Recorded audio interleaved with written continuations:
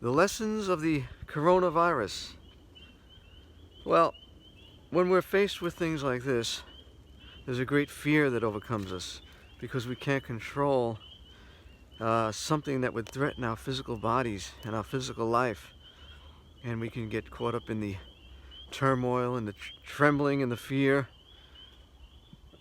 which comes from the lower brain, the amygdala, the fight or flight mechanism, and the ego, which is all there as a natural way of preserving the physical body and helping us to continue and to thrive, or hoping to continue and thrive.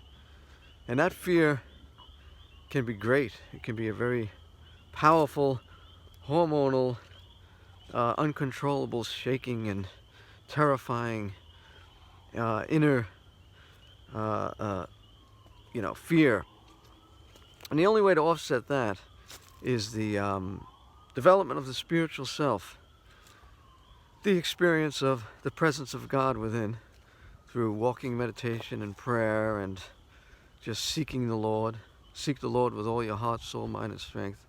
And when you have that experience, you know that there's a God who's in control, and you also know that there's something beyond the physical body, something even more prescient and precious, and so the development of that spiritual self is the level of spiritual development of that spiritual self will offset the ego mind and the fear.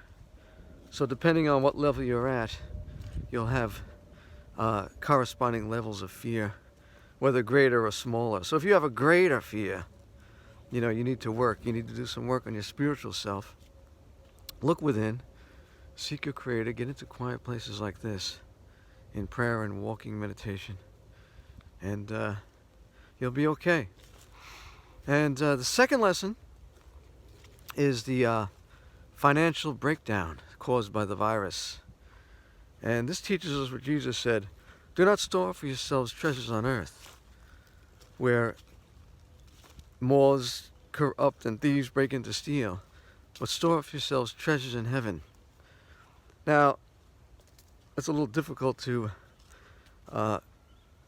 understand store up for yourselves treasure in heaven, but basically it is storing up treasures of your spiritual knowledge of heavenly things. That's one. Another one is serving and helping others, giving to God's work. Prayer and meditation is a way of storing up treasures in heaven. I think Anonymous would have a lot more to say about this, which we will call him on this one.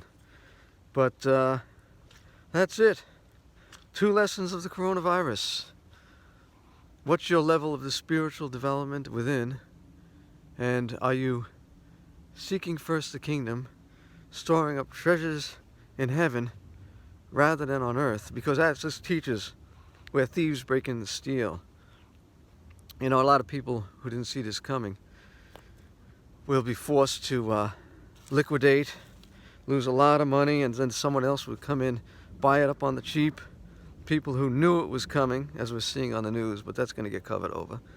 Somehow they knew, and they sold at the height, and they'll be able to buy on the cheap.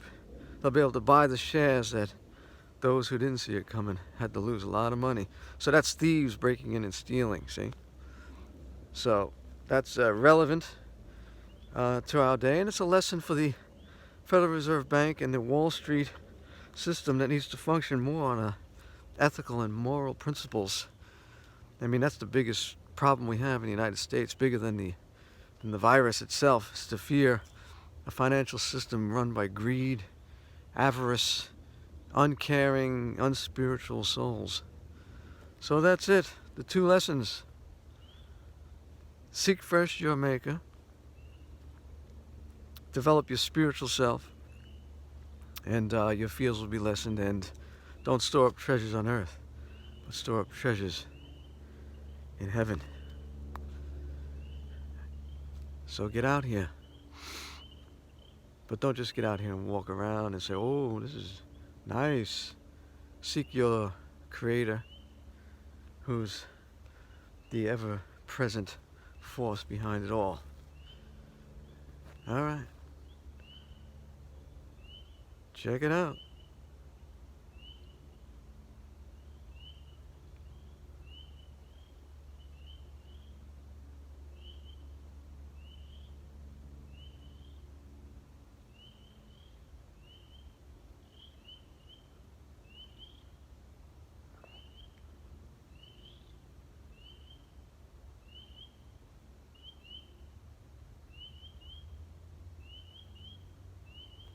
The birds of the air, they do not reap and sow, yet our Heavenly Father feeds them.